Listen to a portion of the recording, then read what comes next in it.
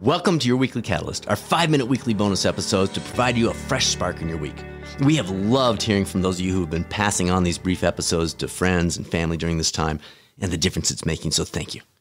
If you're new to the podcast, welcome. Our full-length feature interviewed episodes go live first thing every Wednesday morning. I'm Dr. Bradford Cooper of the Catalyst Coaching Institute, and I've been wondering about wondering. A few weeks ago, I picked up a new sticker for my water bottle.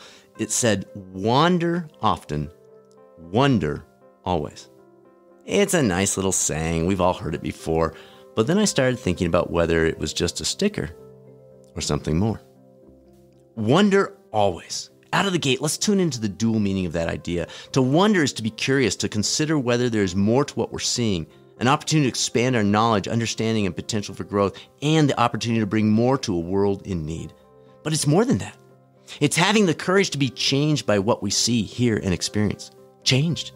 That's an uncomfortable word, isn't it?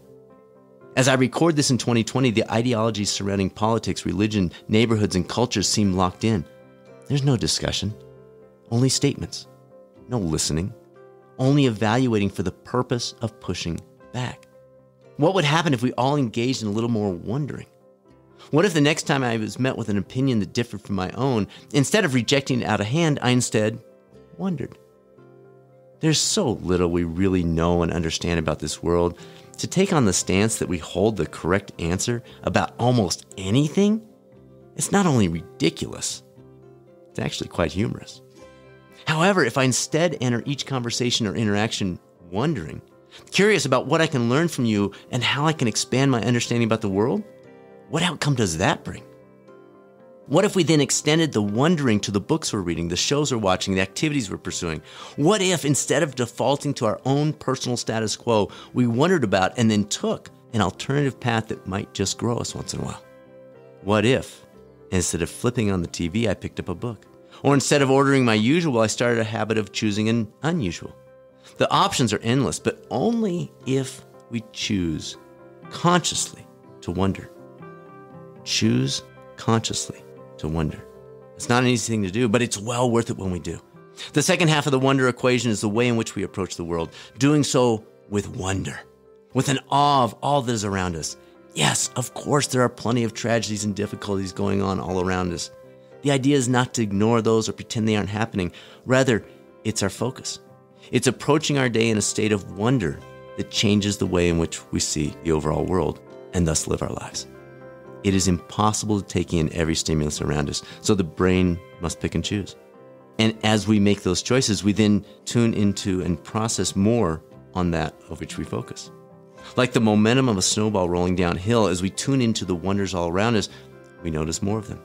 Wondering thus leads to the recognition of more and more of those wonders, one snowflake at a time. This then brings us full circle in our wander into wondering. I clearly don't have this all figured out, but it seems courage and purpose are two of the keys to this wondering journey.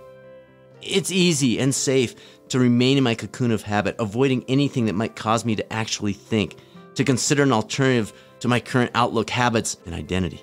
But if we're really pursuing better than yesterday, do we have any other choice but to wonder? Better will never, ever result from same. Yes, wondering may cause us to stumble. It may take some additional time. It may be confusing. But is some occasional confusion a bad thing? Or does it signal to ourselves and the world that we're determined to leave our cave of constancy and live a life of adventure? I'll leave that to you to wonder. Thank you for joining us on this week's 5-Minute Catalyst. This week's feature interview episode brings you one of America's all-time great runners, Olympic marathoner Ryan Hall. If you followed Ryan's recent journey since retirement, you know he's gone from a 137-pound thin marathoner to focusing on strength training to the point that magazines like Men's Health have now taken notice. We talk about that transition and much more. Also, you might enjoy the recent series of brief videos on the journey through new stages of life, which are available at youtube.com/coaching channel.